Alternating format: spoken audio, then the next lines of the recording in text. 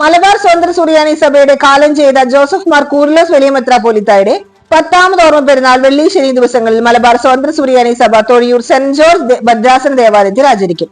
മെത്രാപ്പോലിത്ത 11ാം വയസ്സിൽ ദേവാലയ സൂക്ഷകനായി ദൈവിക വേലയിലേക്ക് പ്രവേശിച്ചു.